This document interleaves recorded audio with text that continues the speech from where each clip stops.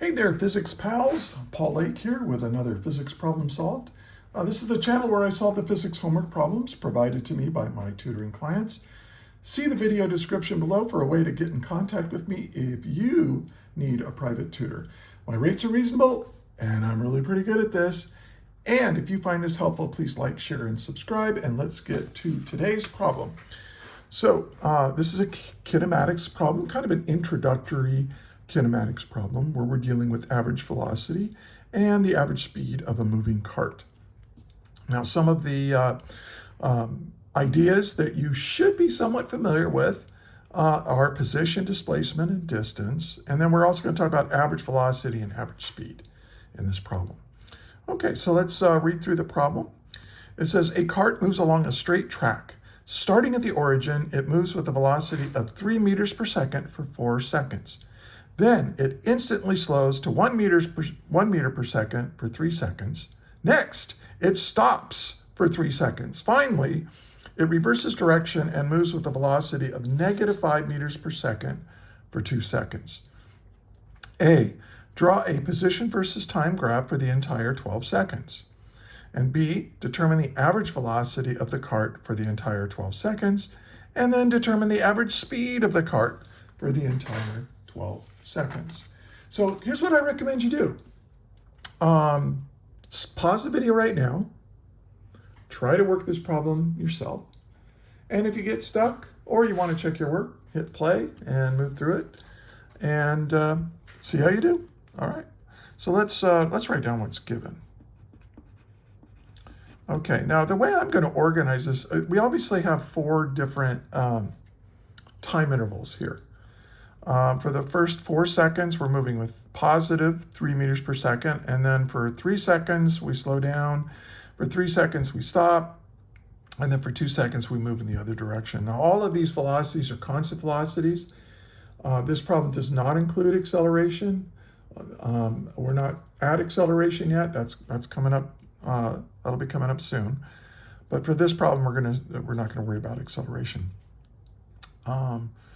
And so we're going to draw position versus time graph. We're going to determine the average speed and average velocity. Okay, I think I already said that. All right, so let's say, for t equals 0 to 4 seconds, it has an average velocity of 3 meters per second.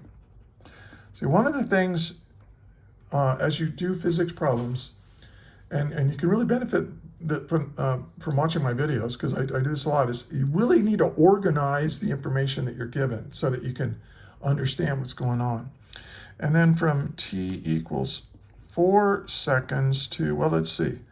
For the next 3 seconds, it says 1 meter, but for the next 3 seconds. So we're going to add 3 seconds to the 4. So between 4 seconds and 4 plus 3 is 7 seconds. The average velocity was 1 meter per second. And then from 7 seconds, and then we're going to add 3 more. So that's going to be 10 seconds. The average velocity, well, it stops, right? Well, what does that mean? Well, that means the average velocity is 0. And then finally, it reverses direction and moves with a velocity of -5 meters per second for 2 seconds. So that's going to happen between 10 seconds to 12 seconds. The average velocity it's in the reverse direction, and that's what this negative means. It means it's moving 5 meters every second in the opposite direction. As you know, usually we make to the right positive and to the left negative, just like a number line. And this is what we're given. What are we trying to find? Let's put find over here. We're trying to find A. We want to draw the position versus time graph. And we're going to use X to represent position here. And then B, we want the average velocity for the entire 12 seconds. So we want, oops, we want the average velocity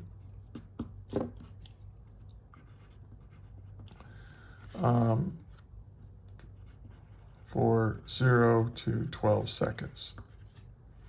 And then part C, we want the speed, the average speed for the entire time interval, 0 to 12 seconds. So this is how you could set it up. And that makes things a lot easier if you write it down like this. Okay, now let's solve it.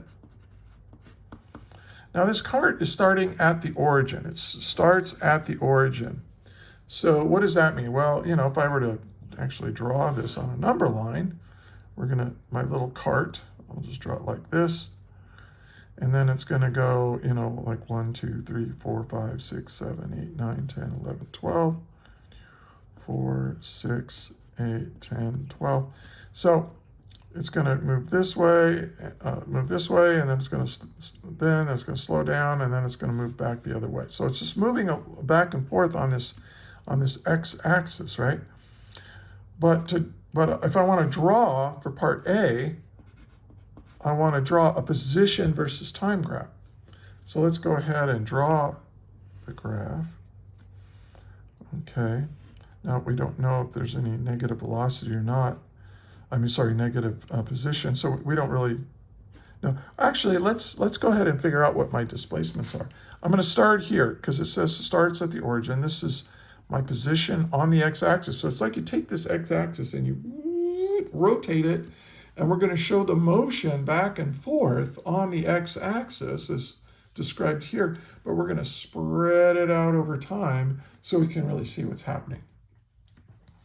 Okay, so now we know that the definition of average velocity is equal to delta x over delta t.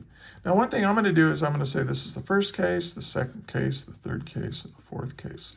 So I'm going to use subscripts because so what I can do is I can solve for the displacement. So I can say delta x is equal to the average velocity times the time interval, right? I just multiplied both sides by delta t here. Now, what I want to do is I want to figure out what the displacement is for the first average velocity. So I'll put a 1 and a 1 and a 1 right here. And once I get all these displacements, I'll be able to figure out how to draw the graph.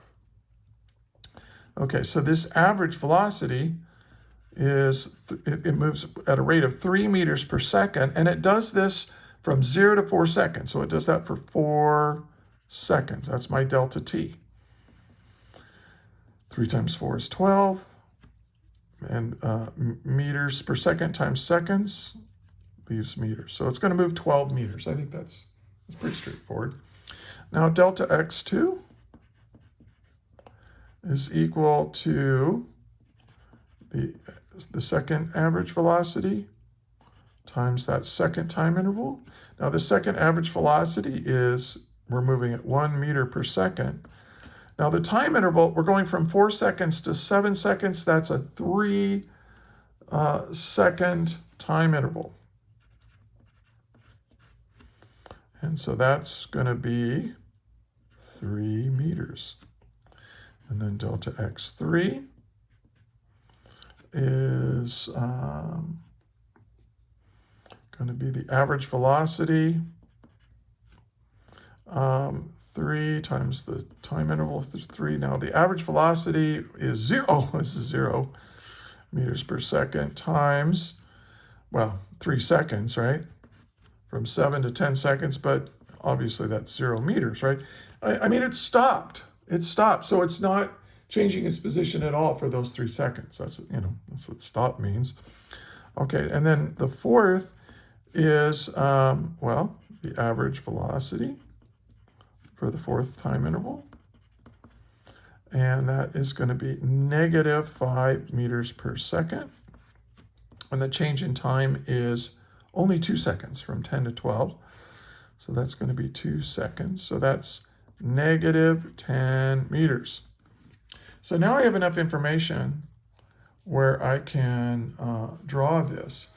Now, I think you can see that if I start at the origin and then I move 12 meters away, and then I move 3 more meters away, that's 15 meters. So that means I have to scale this to reach 15 meters. So let's do that.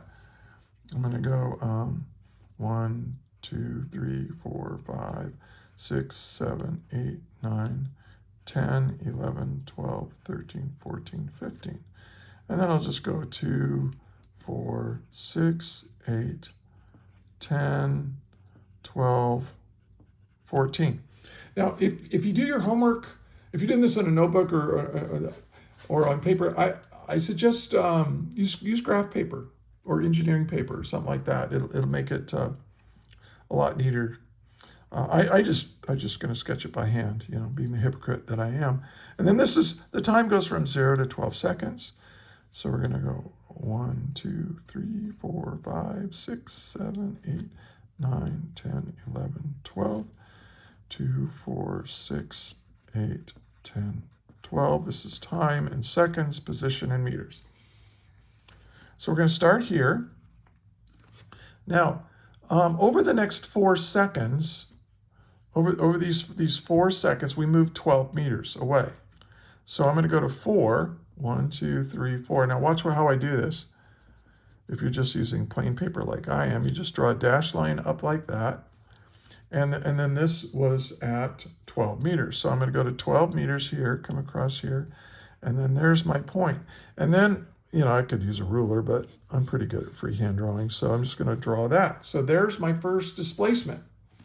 Start at the origin, and then over the next 4 seconds, I move up to x equals 12 meters. Now remember, the motion is along the x-axis.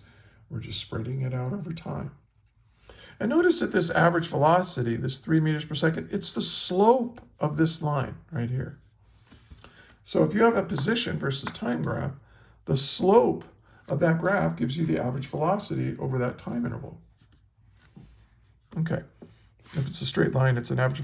It can be considered an instantaneous velocity. I mean, if you're at 2 seconds, the velocity is 3 meters per second. If you're at 3 seconds, the velocity is 3 meters per second. Now, over the next 3 seconds, we're going to add 3 meters to that. So 4, 5, 6, 7. I'm going to add 3 seconds. So I go up like that. And then I'm going to add 3 meters, so 12, 13, 14, 15. And now I connect these 2 dots, and there we go. And then over the next 3 seconds, so 1, 2, 3, it's not going to change its position, which means that we're stuck here at 15 for those 3 seconds. So at 8 seconds, we're at 15. At 9 seconds, we're at 15. And at 10 seconds, we're at 15. So that makes a horizontal line. So if you have a position versus time graph, and it's horizontal like this, that means your velocity is 0. And again, that makes sense because the slope of a position versus time graph is velocity. And so if your slope is flat like this, that's a 0 slope, 0 velocity. Okay, then we're going to go negative 10 meters from there. So that means we're going to have a displacement of 10 meters, but in the opposite direction. So if we're at 15 and we go down 10, that means we're going to end up at 5, right? So let me do that, and that's going to be at 12. And I should have planned this better because now I'm drawing over the work, but that's okay. You know what I'm doing here, right? And there's my graph. There's my position versus time graph for this problem. And again, it's easier to do on graph paper, a little bit easier, but if you've got a good hand, you can use a ruler if you want and make it look real nice. Okay, now let's do part B. And hey, by the way, if you find this helpful, if you've gotten this far, please right now, just do me a favor, give me a like. I don't make any money from this channel, but it's fun. It feels so good to get a like, and we'll help other people. The algorithm will find me, and it gets us out to other people. So please give it a like. And if you're a physics student, subscribe. Or if you're a physics teacher, subscribe and share it with your students or with your fellow students. All right, let's get back to this. The average velocity for the entire time interval is equal to delta x for the entire time interval over delta t. And remember that delta, what is that? That's the final minus the initial over the final minus the initial, right? That's what delta means. And so now I can plug in my values. What is my final time? Let's do time first. The final time, 12 seconds. And at the final time, what was my position? It was 5 meters. Now, what was my initial time? 0. And what was my initial position? 0. And so this is just going to be 5 over 12 meters over seconds. And 5 divided by 12 is 0.417 if you round it off to 3 significant figures. So the average velocity is 0.417 meters per second. There you go. And now for part C, it's a little different because the average speed has a different operational definition. Like the definition of average velocity is do this, right? Do that. That's how you define average velocity. You take the final position minus the initial position divided by the final time minus the initial time. If you do this, you're going to get the right average velocity every time. That's how we define it. Now, but for this though, it's the total distance, the path, the distance of the path I traveled. And remember, distance is a scalar. It doesn't have a direction associated with it. There's no such thing as a negative distance. But it is going to be over this time interval. Now, the time interval is indeed 12 seconds. But what distance did I travel? Well, for the first displacement, I traveled 12 meters. And then for the second displacement, from here to here, I added 3 meters to that. And then for the next, well, there was no displacement at all. For the next time interval, you could put +0 just to be complete if you want, or you could just skip it. But then this last displacement, you got to be really careful. Don't, you walked 10 meters, but in the negative direction, right? But when we're dealing with distances, you don't put that negative. You just walk 10 meters, or the cart moved 10 meters. So you just add it. See, now when I was doing the displacement, like +12 plus +3 plus 0 plus -10, right? That's going to be +5 when you add these together. But here, the displacement, delta x4, that's a negative. But here, you don't put the negative. It's just how far you went. Okay. So this is going to be 15 plus 10, that's going to be 25 meters over 12 seconds. And when you do the arithmetic, you get 2.08 meters per second. If you round it off. And there's my answer for the average speed. So notice that, your average speed is greater than your average velocity, at least the magnitude of your average. And that's always going to be true if you have a reverse indirection. Like this guy turned around. Now, if you have a situation where, your object just moves maybe they go fast and then slow and then fast and slow, but they're always moving in the same direction, then your average speed and your average velocity will have the same value. But if there's a change in direction, that won't be true. So, and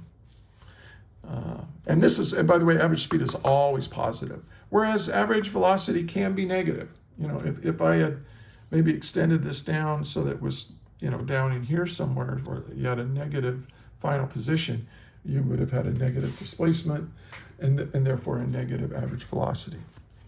So, hey, I hope that makes sense. If you have any questions about this, put them in the comments. I answer every comment and question. I respond to it. And again, please give it a thumbs up if this was helpful, and share it with your friends. Subscribe to the channel. And until the next video, thanks for watching, and may the net force be with you always. That is all.